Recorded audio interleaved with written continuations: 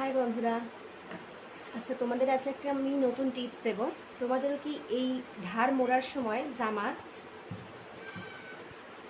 এই পোর্শনটা ফিটিংসের পর থেকে যে জায়গার অংশটা ফাঁকা থাকে, এই যে এই অংশটা যে ফাঁকা থাকে, এই জিনিসগুলো রিয়ন কাপড়ে বিশেষ করে এইভাবে ঘুরে ঘুরে যায়, ঠিক স্ট্রেট নামে না। তার জন্য আমি একটা টিপস তোমাদের শেখাবো। আমার সেলাইটাকে ফলো করো, আমি কিভাবে সেলাইটা দিচ্ছি। দেখো, প্রথমে এইভাবে কাপড়টাকে মুড়বে, তারপরে আর একটা ভাঁজ দেবে, দিয়ে নর্মাল যেভাবে ভাঁজ দেওয়া হয় সেভাবেই ভাঁজটা করছে।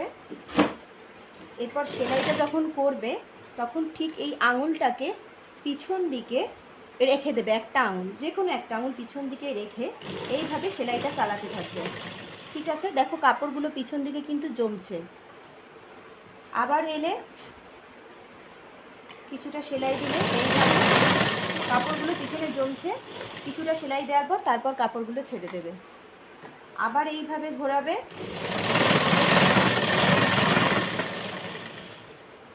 দেখতে পাচ্ছ আমি কিভাবে সেলাইটা দিচ্ছি।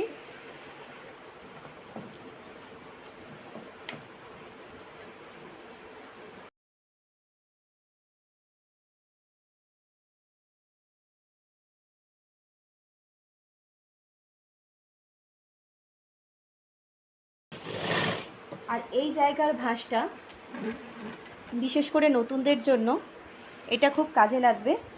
দেখো এইভাবে এখানটা নিয়ে আসবে, সুচটাকে গিঁথবে, তারপরে মেশিনটাকে তুলবে, মানে চাপটাকে তুলবে। তোমাদের যদি পায়ে চাপ থাকে তাহলে পায়ের চাপটাকে তুলবে, তুলে এই পোর্শনটাকে আবার একটা ভাঁজ দেবে। এখানে কিন্তু আমি বেশি কাপড় রাখি না, বেশি কাপড় রাখলে এখানে ভাঁজ দিতে অসুবিধা হয়। তারপর আবার চাপটা নামাবে, তারপর আবার সেলাইটা এই দিকে আসবে কিছুটা, তারপর আবার চাপটা তুলবে, এইভাবে ঘুরিয়ে নেবে জামাটাকে।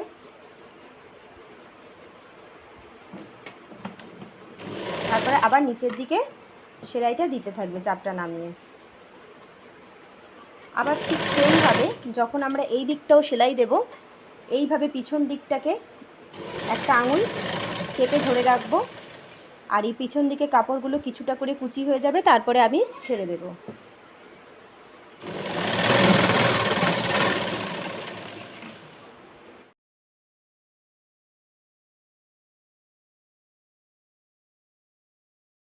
আবার এখানটা ঘুরিয়ে নিলাম।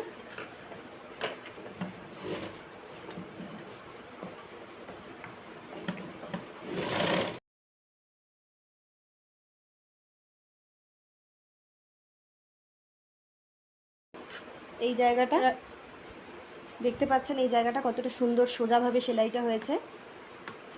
এটা যদি রিয়ন কাপড় হতো কিংবা আড়া কাপড়ে কাটা হতো তার সময় এরম বেঁকে বেঁকে ভাবে সেলাইটা হয়, এইভাবে বেঁকে যায়, ফুলে যায়।